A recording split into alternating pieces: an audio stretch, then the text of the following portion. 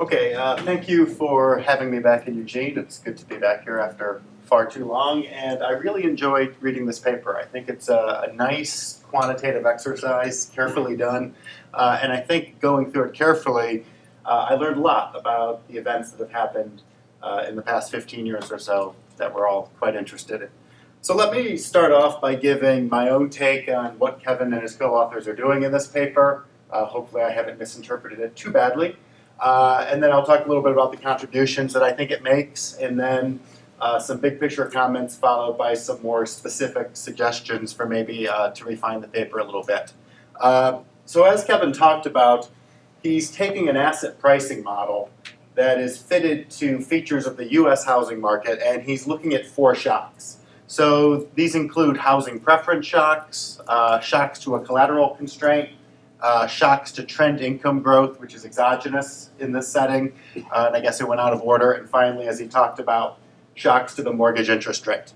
And then in this model, he's going to compare within this type of model, he's going to look at 4 different versions. So we have rational expectations, we have a moving average version of the model, which is of course backing off of rational expectations, and then there's going to be 1 period debt, which is also standard in most models like this, as well as long-term debt, which he's going to calibrate him and his co-authors for a 30-year mortgage. The title refers to reverse engineering. So what he's going to do is he's going to fit in particular 2 of these shocks, the housing preference shocks and the collateral constraint shocks, and he's going to fit those to match the time path of certain variables in the US housing market. So there's a number of them. The one that I'll mention is going to be mortgage debt to income, or the 2 that I'll mention, as well as housing value to income. And the way they're going to assess the quality of the 4 different versions of the models is a couple approaches. One, we can just look at the plausibility of the shock sequence. In particular, does it maybe fit the micro level data that we have, for instance, on lending standards, but also the unmatched features of the housing market, such as the rent to income ratio. How well is it fitting those things as well? And the punchline for rational expectations is regardless of the debt structure, it does poorly based on what it needs to do with preference shock. So it turns out the explanation for under rational expectations, again, independent of the structure of debt, is that we had really big shocks, positive shocks to preferences in the boom, and then really small shocks, negative shocks during the bust. In other words, people decided they really like housing a lot more and prices went up, and then when prices went bust, they didn't like it as much. That's just to me about as uninteresting an explanation of the housing bubble as I could imagine. And as the paper points out, it also causes this the same pattern to emerge in the rent to income ratio, which clearly did not happen. So rational expectations is just not fitting the data very well at all in this setting. And then again, the 1 period debt model has its own problems, and this is independent of rational expectations versus moving averages, in that in order to fit this delayed response of mortgage debt to income, it has to have lending standards becoming looser in the aftermath of the financial crisis, which is again at odds with a lot of anecdotal and micro level evidence. So the only model that does well here, the only version of the model is going to be the moving average model expectations with long-term shocks, long-term debt. And then I also thought this was a very interesting result. I'll talk a little bit about it more. He's going to do counterfactual analysis where he shuts down each of the shocks one by one. And I thought it was particularly interesting when he shuts down the mortgage interest shock. There's been a lot of attention paid to the notion that perhaps the Federal Reserve kept interest rates too low for too long. When he shuts down that shock, basically nothing happens, which is going to be one piece of evidence against that hypothesis that Taylor and some other people have put forward, that the Fed bears a substantial portion of the blame. So the starting point here, and why I think this paper makes a nice contribution, the baseline model in the literature as a whole would be rational expectations, as usual, and 1 period debt, probably for simplicity. And that model just doesn't do very well at all here. And so what the authors of this paper are doing is they're introducing 2 modeling assumptions that allow the model to fit the data much better. The latter one, 1 period debt moving to long period debt, I think is generally going to be uncontroversial. I think most, at least for mortgage debt, I think most papers that have one period mortgage debt are just doing it for simplicity. Obviously, we know that it takes longer for debt to work through the system. I will talk a little bit about the calibration of that in just a few minutes. As always, rational expectations is going to probably, backing off of rational expectations, perhaps this room is not a representative sample, is going to probably meet with greater resistance, but I think those of us in the room are probably going to be sympathetic. And as I mentioned, I think the counterfactual to suggest that monetary policy was not a big factor is also quite interesting. So I think this is a very strong contribution.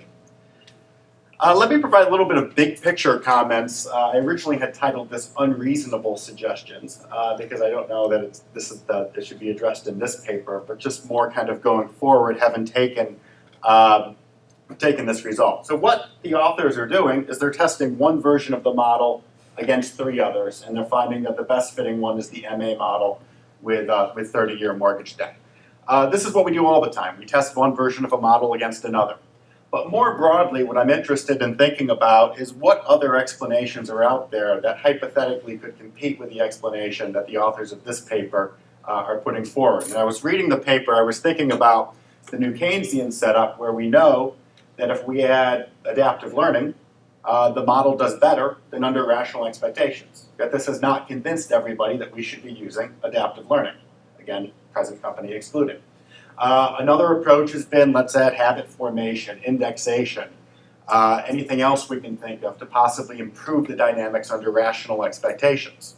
And so I was wondering what could be done in this setting to possibly compete with the explanation that the authors put forward while preserving rational expectations. My own hunch is that there probably isn't too much.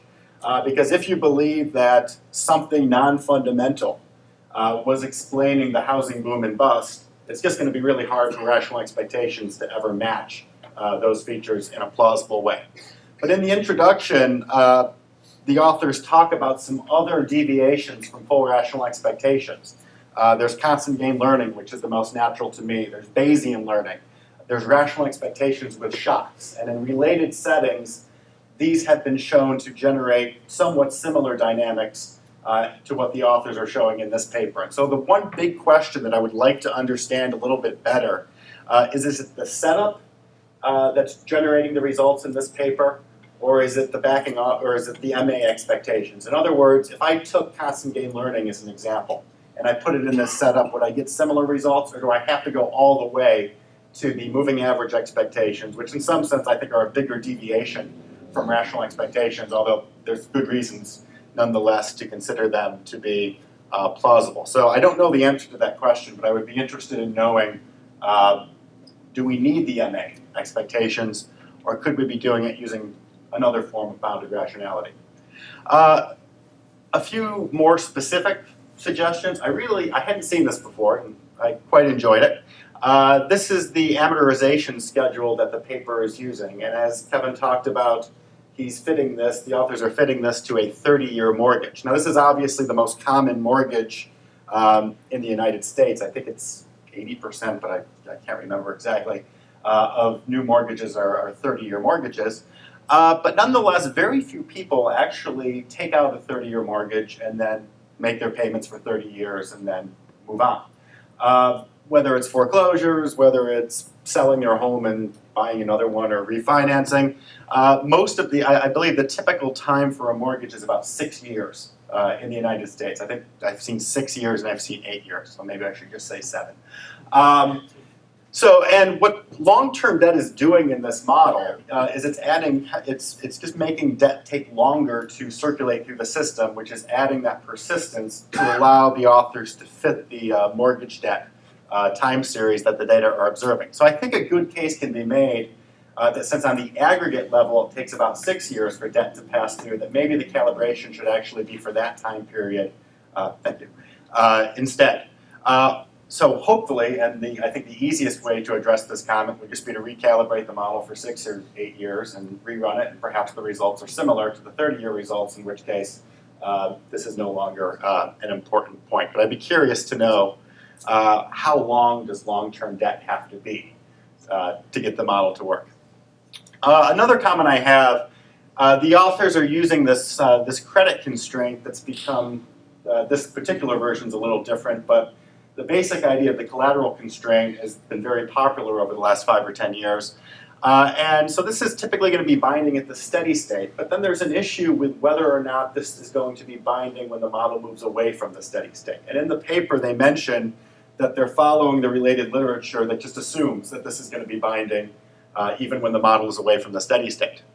Now, other people have done that. The paper I'm most familiar with that does it, Mateo Yakovlelo, I botched that pretty badly, in his AER paper in 2005, he had to go to great effort to show that this assumption didn't matter.